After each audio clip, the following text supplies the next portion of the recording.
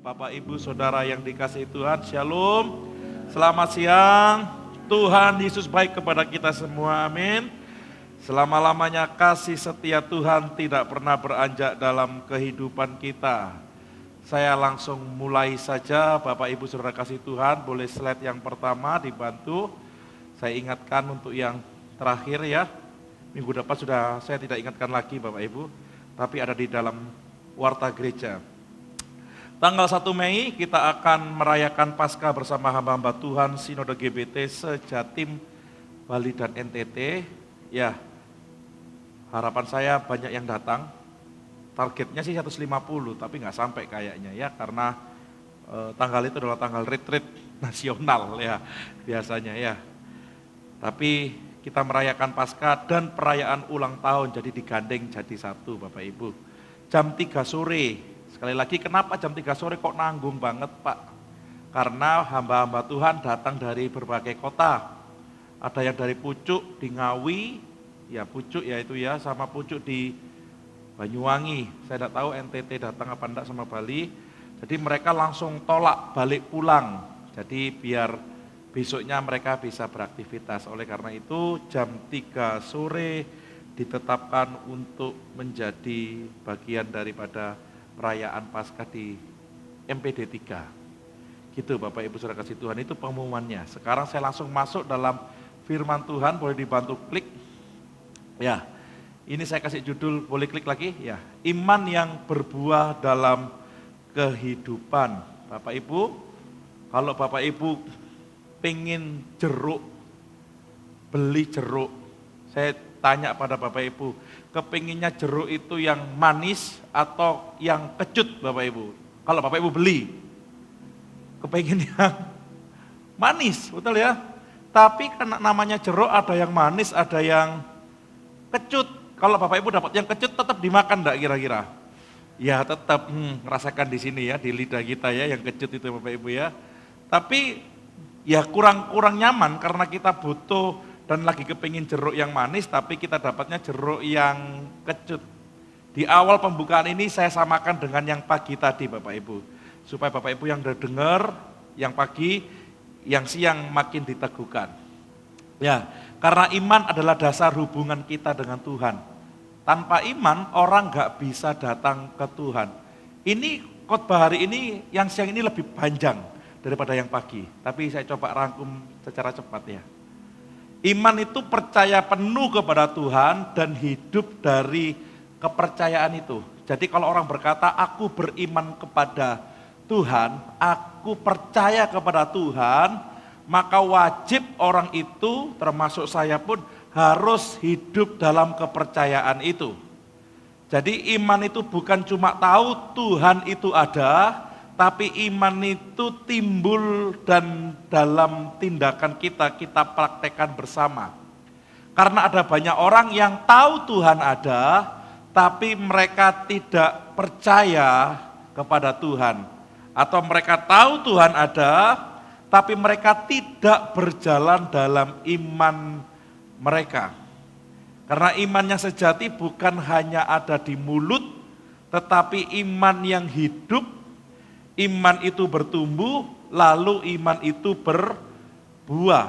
Buahnya bukan setahun sekali, sebulan sekali, seminggu sekali, tapi buahnya setiap hari. Saya katakan di awal tadi pagi berkata, jangan Anda bangga kalau Anda menemukan seseorang atau menemukan pasangan Anda atau diri Anda, hari itu berubah. Wah, dia sudah berubah. Ya, hari itu mungkin berubah, tapi belum tentu besok. Belum tentu lusa. Kenapa? Karena kadang orang itu berbuah cuma sekali. Setelah itu hilang entah kemana. Yang namanya iman harus berbuah dalam kehidupan adalah iman yang terus multiplikasi dari hari ke hari. Sebelum berbuah, iman itu harus tumbuh. Bagaimana caranya tumbuh? Masih ingat? Caranya tumbuh adalah dengan membaca firman Tuhan. Karena firman Tuhan adalah makanan rohani. Sama-sama katakan makanan rohani. Supaya tidak ngantuk Bapak Ibu. Firman Tuhan adalah makanan rohani. 2, 3. Kalau Bapak Ibu mau bertumbuh harus makan, betul? Kalau orang enggak makan pasti enggak bertumbuh, bukan hanya lemas, dia enggak bertumbuh. Sama dengan iman. Kalau iman kita enggak pernah makanan rohani firman Tuhan, maka iman kita tidak akan pernah bertumbuh. Saya mau tanya Bapak Ibu, kalau harus makan itu sehari sekali atau seminggu sekali atau sehari 2-3 kali Bapak Ibu? Menurut Bapak Ibu supaya bertumbuh? Ya 2-3 kali, betul? Kalau makan cuma seminggu sekali bertumbuh enggak kira-kira? Ya tetap bertumbuh tapi sangat lambat. Nah, firman Tuhan adalah makanan rohani. Yang kedua, bagaimana cara bertumbuh? Adalah dengan berdoa. Sama-sama katakan berdoa. Sama seperti pohon membutuhkan air. Jadi iman itu bersekutu dengan Tuhan lewat doa. Jadi iman bukan hanya teori, tapi iman adalah relasi. Hubungan dengan Tuhan. Tidak hanya baca firman, tapi juga berdoa. Nggak hanya berdoa, tapi juga baca firman. Dua-duanya dilakukan. Dan di grup gereja sudah setiap hari di-share sebagai penuntun Bapak Ibu. Jika bingung ayat mana, nah itu yang di-share. Bagi yang nggak doa pagi, Karipan bisa doa pagi online. Kalau mau doa pagi offline, ada Pak Agus Gunawan dan tim. Bisa. Kalau doa pagi secara pribadi, monggo silakan. Saya sebagai hamba Tuhan membantu Bapak Ibu yang maaf katanya nggak ada waktu untuk doa pagi. Tapi upload ini, upload itu, lihat TikTok bisa. Saya gunakan media digital untuk menumbuhkan iman bersama. Yang ketiga, bagaimana iman itu harus bertumbuh, yaitu caranya dengan dilatih. Sama-sama katakan dilatih.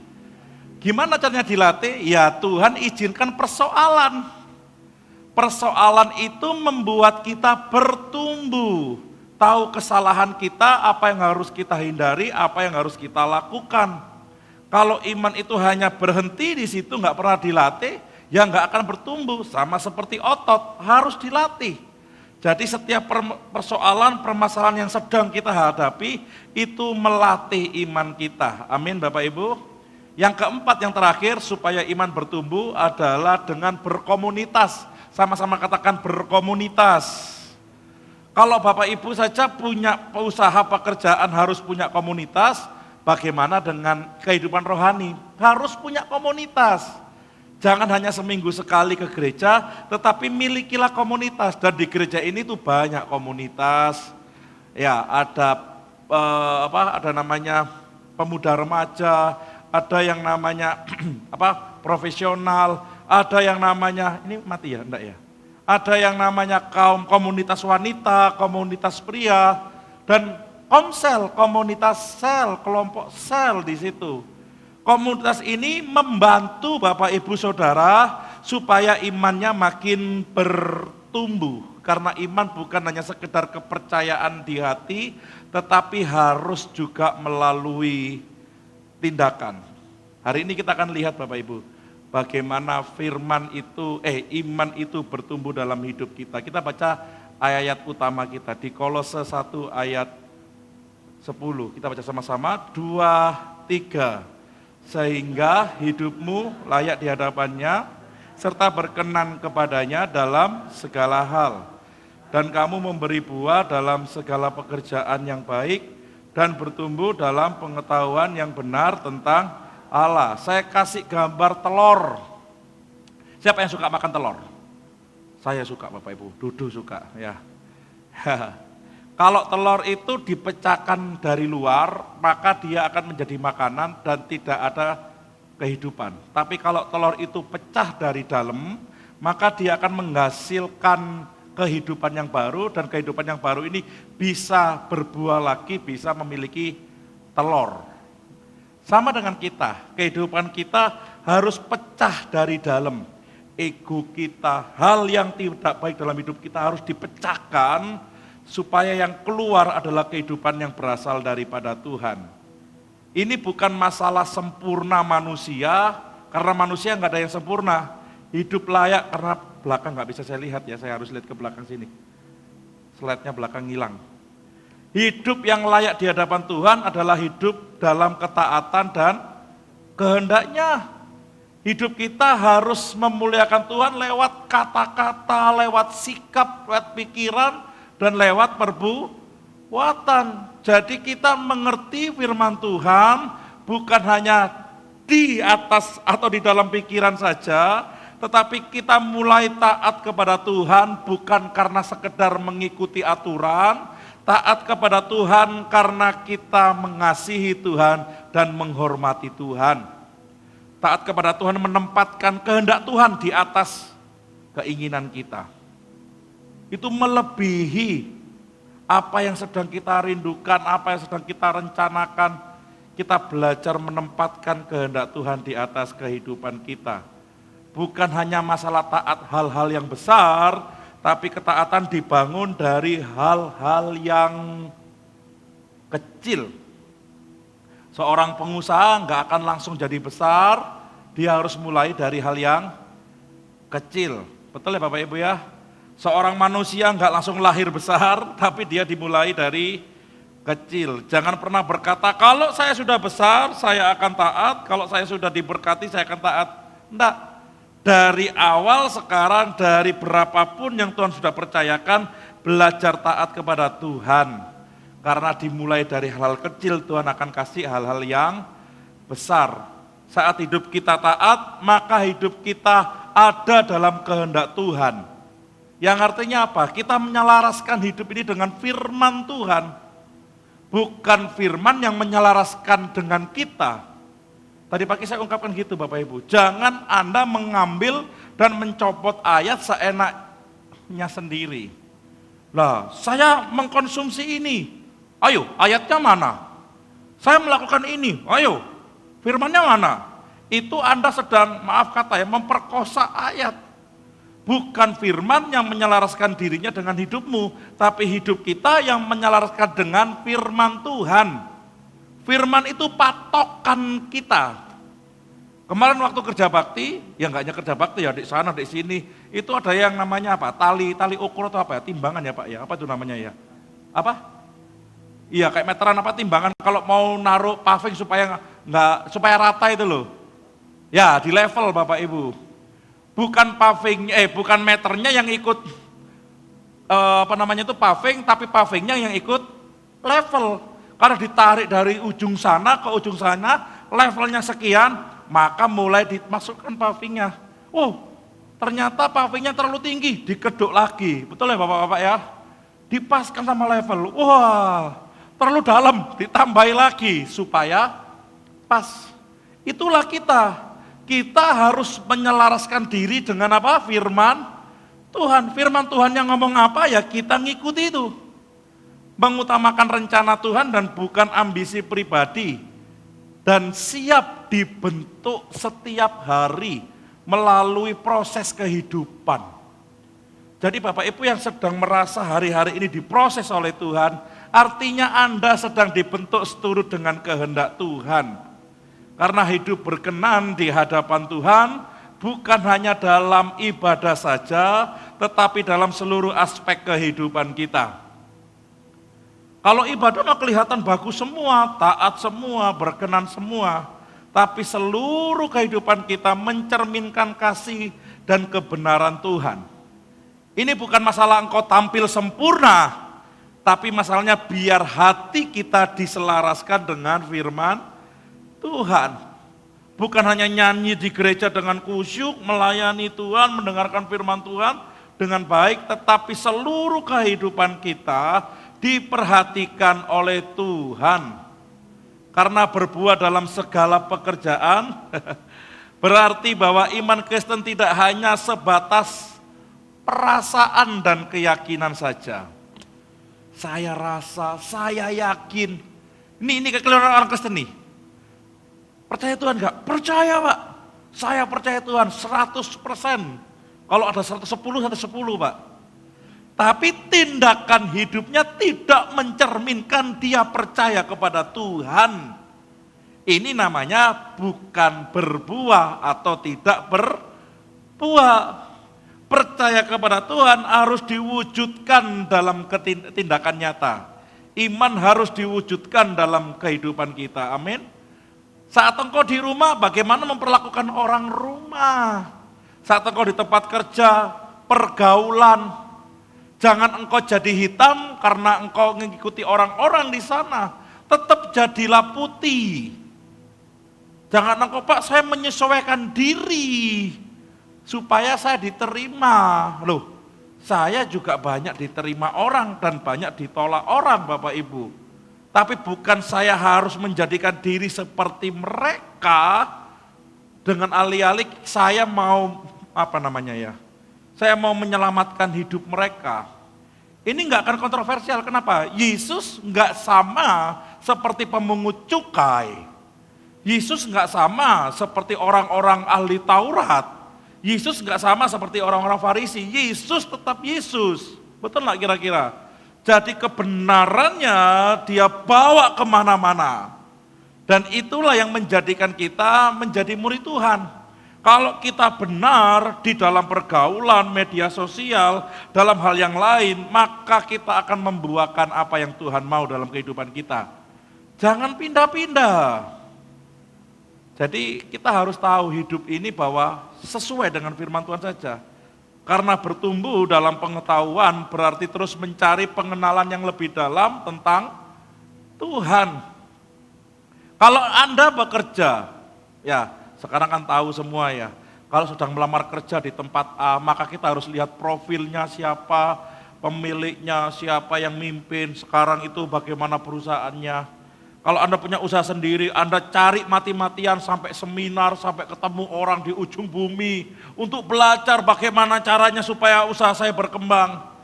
Coba itu lakukan sama dengan kepada Tuhan. Kalau Anda ingin terus bertumbuh dan berkembang, cari dengan sungguh-sungguh kebenaran firman Tuhan. Amin. Makanya kadang manusia ini jomplang Bapak Ibu. Kenapa jomplang? Karena kalau di dalam pekerjaan pergaulan dia sangat luar biasa nyarinya, tapi kalau di dalam iman Tuhan ala kadarnya. Makanya dia nggak bertumbuh, dia nggak berbuah. Tapi kalau dia lakukan ini dengan sepenuh hati, saya yakinkan dia akan berbuah. Jadi pengenalan dan iman kita tidak berhenti, tidak mandek, tidak stagnan. Sama seperti seorang bayi yang dia akan terus bertumbuh dewasa. Itulah iman kita. Karena pertumbuhan dalam pengetahuan bukan hanya tahu lebih banyak tentang Tuhan, tetapi pertumbuhan iman kita adalah makin mendekat dengan Tuhan dan serupa dengan Kristus. Ini yang membedakan kita dengan para filsuf. Orang yang suka filsafat itu pinter tentang Tuhan, tahu tentang Tuhan. Tapi mereka tidak mau mendekat dengan Tuhan. Dan mereka tidak mau berbuah. Ngerti sekarang Bapak Ibu ya? Jadinya ya. Loh, orang itu ngerti firman Tuhan. Kejadian sampai Wahyu. Wah ngerti. Bahasa-bahasa Ibrani, bahasa-bahasa Yunani, bahasa-bahasa Kalbu. Bahasa apa saja dia ngerti. Tapi tidak menjadikan dia dekat dengan Tuhan. Ini akan menjadi seorang filsuf jadinya. Nanti saya ungkapkan Bapak Ibu. Pengenalan akan Tuhan bukan sekali saja dicapai terus enggak lagi, tetapi itu pengenalan sepanjang hidup kita. Yang diubahkan mulai dari kepala kita, pengetahuan kita, masuk dalam hati kita, dan kita lakukan dalam tindakan kita kepada Tuhan. Karena iman sejati tidak cukup hanya diucapkan, tetapi harus dinyatakan dalam perubahan hidup yang terus menerus. Amin Bapak Ibu Saudara kasih Tuhan. Kita baca ayat ini sama-sama. Oke, 2, 3. Akulah pokok anggur dan kamulah ranting-rantingnya. Dan aku di dalam dia, ia berbuah banyak. Sebab di luar aku kamu tidak. Kelihatan ini Bapak Ibu. Kalau aku di dalam dia, dia di dalam aku. Iya, apa Bapak Ibu? Berbuah banyak. Ini jaminan. Ini siapa yang ngomong? Tuhan Yesus sendiri. Kalau aku di dalam dia, dia di dalam aku, maka ia akan apa Bapak Ibu? berbuah banyak. Di luar aku, kamu tidak akan berbuah. Bagaimana caranya? Hanya melalui hubungan yang erat dengan Kristus, seseorang dapat berbuah dalam kehidupannya. Pohon tidak akan pernah berbuah kalau dia lepas dari air. Betul apa salah kira-kira? Hubungan ini melibatkan doa, melibatkan firman, dan ketaatan. Ini kita sudah nih, doa tiap hari sudah, baca firman tiap hari sudah. Tinggal apa Bapak Ibu? Taat. Kalau doa terus dilakukan, firman Tuhan terus dibaca dan dilakukan, direnungkan, kita taat setiap hari, maka kita pasti berbuah. Ini menekankan pada sumber kehidupan rohani kita, bahwa buah itu bukan berasal dari diri kita, tetapi buah itu berasal dari Kristus yang adalah pusat dari iman kita. Ya, tanpa hubungan yang dekat dengan Kristus, seseorang tidak akan mampu mengalami pertumbuhan rohani yang sejati. Jadi kalau ada orang berkata, aku berbuah, tapi dia tidak mengalami Yesus, dia tidak pernah baca firman, dia tidak pernah berdoa, dia tidak taat kepada Tuhan, tapi dia berkata, aku berbuah, jangan-jangan itu buah palsu. Karena buah roh itu mengubah karakter kita. Jadi saat kita tinggal dalam Tuhan, Tuhan dalam kita, itu akan mengubah kita, dan buah rohani akan muncul dalam hidup kita. Kasih, terus apa lagi? Sukacita, damai sejahtera, kesabaran, kemurahan, kebaikan, kelemah lembutan, dan penguasaan diri. Jadi ini langsung pelan-pelan muncul. Bisa mengasihi orang. Tapi harus connect terus. Melalui doa, melalui firman, dan melalui ketaatan. Ada ilustrasi. Coba Catherine sama Bita, boleh dibawa satu-satu. Ini ada ilustrasi Bapak Ibu. Sedikit saja ilustrasinya, semoga bisa membantu Bapak Ibu. Yuk. Nah, anggap saja yang dibawa Bita dan dibawa Catherine, boleh kiri kanan saya, Bita sebelah sini. Berikan tepuk tangan untuk mereka dong. Catherine sebelah sini. Anggap saja ini pohonnya sama, Bapak Ibu. Ya, ilustrasinya pohonnya sama, ditanam di tanah yang sama, pengusahanya sama, umur pohonnya sama, semuanya sama, jenisnya sama. Yang satu pohon ini saya siram seminggu sekali, yang satu saya siram setiap hari. Kira-kira mana yang bertumbuh? Dua-duanya bertumbuh. Pertanyaannya, mana yang lebih cepat bertumbuh? Yang sekali seminggu atau setiap hari yang saya siram? Setiap hari. Pertanyaan saya, ini jauh lebih cepat bertumbuh, mana yang lebih cepat berbuah? Yang seminggu sekali atau setiap hari? Itulah diri kita. Kalau setiap hari kita disirami dengan doa, dengan firman Tuhan, kita akan bertumbuh dan berbuah. Yang ini lambat banget. Bukan ini loh ya, ini. Silakan duduk, terima kasih. Tepuk tangan dong. Kalau kita hanya seminggu sekali, tapi kita mintanya berbuah. Malaikat ngomong, gak salah. Setiap hari baca firman, setiap hari berdoa, setiap hari bersekutu dengan Tuhan. Dua-duanya bertumbuh, tapi ini lambat sekali. Lambat sekali, tapi yang ini cepat. Berbuahnya banyak.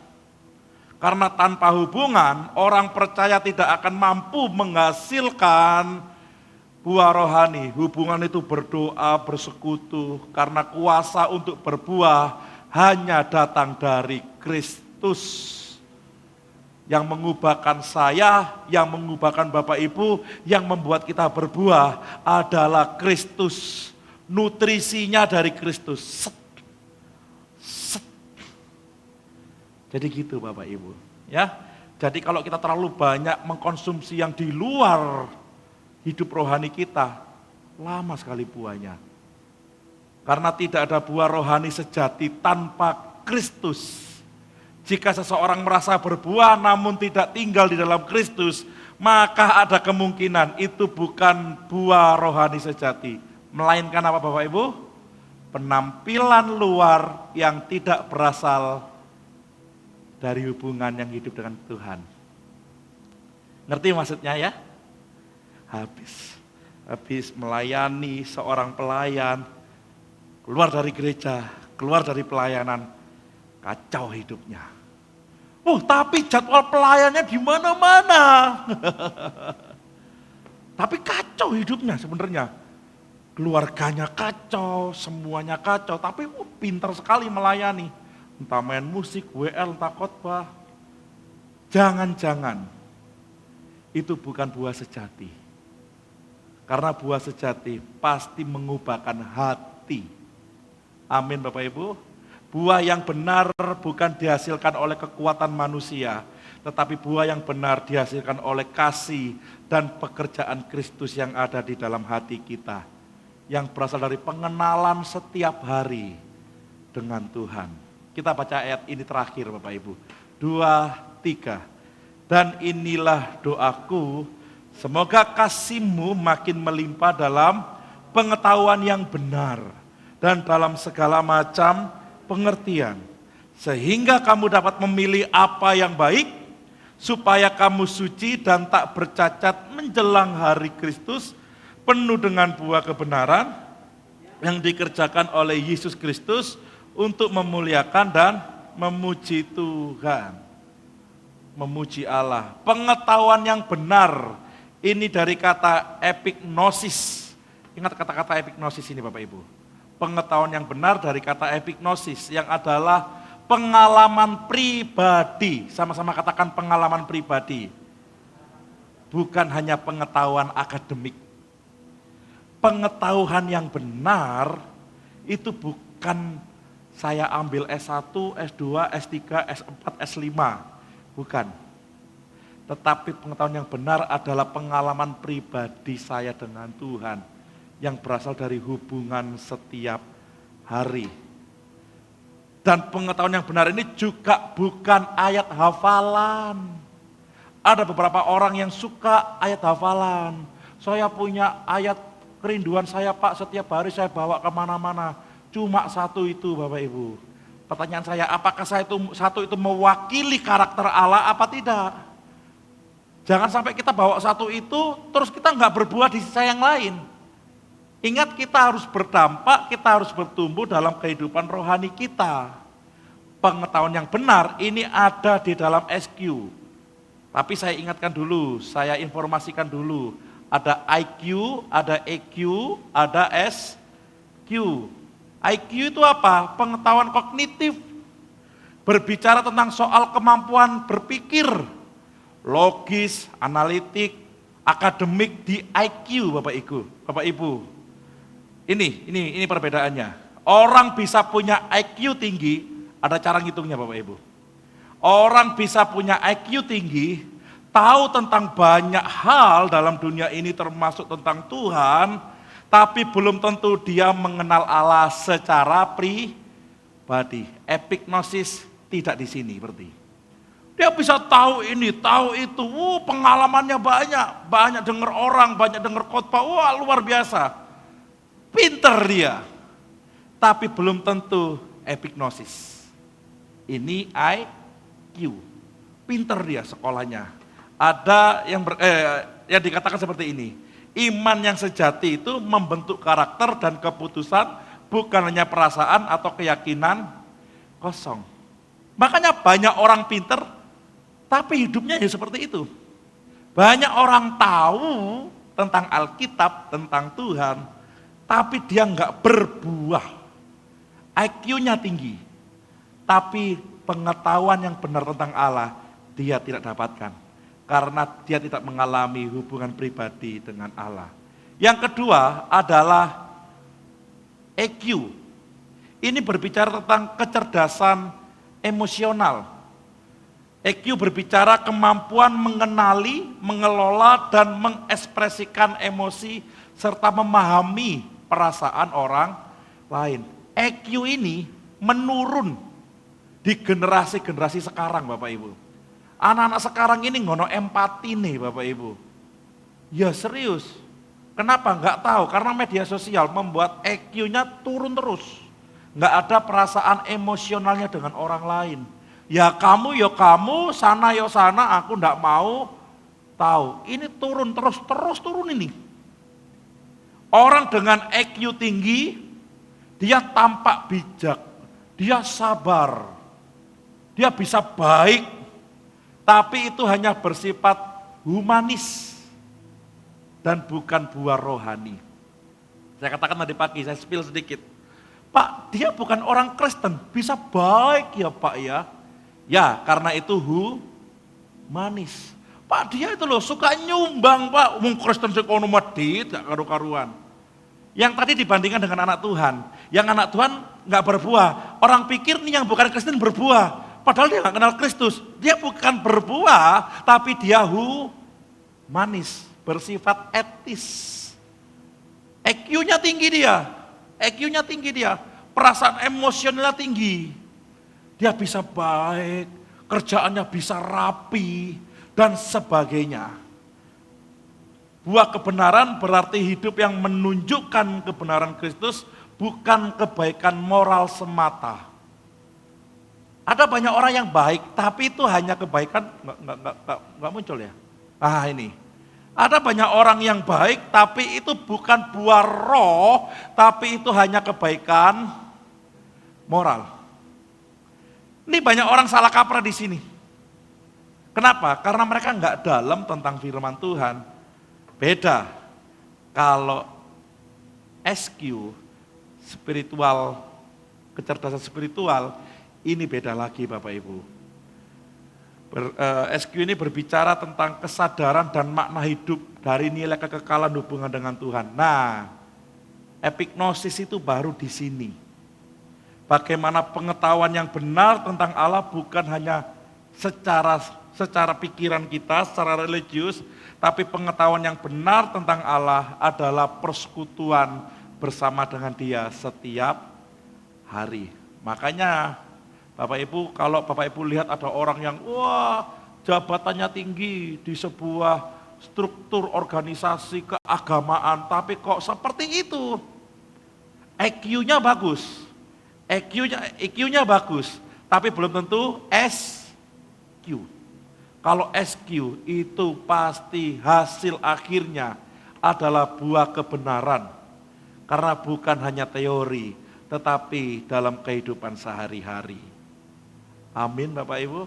Nah kita selama ini di mana nih? Om, aku kan EQ-ku rendah Om. Aku kan IQ-ku rendah, EQ. Tapi gimana caranya Om? Oh nggak bisa, ini dibangun dari intelijen. Kita kenal Tuhan, kita pahami siapa Dia, kita cari kebenaran tentang Dia, baru kebenaran ini mengubahkan perasaan kita yang ada di dalam, hati kita diubahkan, baru spiritual kita terbangun. 3 hal ini saling terkait. Kalau salah satunya patah, nggak bisa Bapak Ibu. Kenapa? Karena kita akan seperti buah yang bukan asli, buah karbitan Bapak Ibu. Tapi kalau kita gabungkan ketiga hal ini, mana tadi ya, pemain musik bisa masuk, intelijen kita, pengetahuan kita tentang Tuhan, memahami firman Tuhan, emosi kita, EQ kita, dan SQ kita, spiritual kita terus dibangun, maka kita akan berbuah kebenaran Tuhan. Amin Bapak Ibu, Saudara kasih Tuhan. Jadi beribadah bukan hanya sekedar absen. Bukan hanya sekedar saya ke gereja, enggak enak kalau enggak ke gereja, waduh tambah enggak karu-karuan hidupnya. Bapak Ibu ke gereja harus memahami firman Tuhan. Caranya memahami firman Tuhan bagaimana Pak? Kalau enggak hari ini, detik ini tidak paham, putar lagi YouTube-nya. Yang setuju katakan amin. Karena YouTube itu berguna untuk merewind kita, mengulang kita. Supaya firman Tuhan, tadi siang itu aku perutku sakit, gak bisa konsentrasi. makan sambal kebanyakan. Aku lihat YouTube lagi, oh ini firman Tuhan, aku dengar lagi. Saya aja sebagai pendeta yang khotbah, saya dengar khotbah saya berulang kali. Hari Minggu ini paling penting saya sampai malam ini sudah 2 kali Bapak Ibu dengar lagi. Besok saya dengar, lusa saya dengar lagi. Selain saya mereview khotbah saya, mana yang harus dikatakan, mana yang tidak, saya juga terberkati, oh ini bagus nih, ini harus diulangi lagi terus.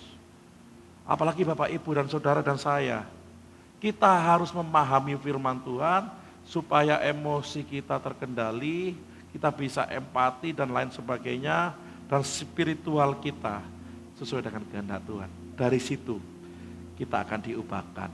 Amin Bapak Ibu. Saya berharap firman Tuhan ini memberkati kita semua. Mari bangkit berdiri.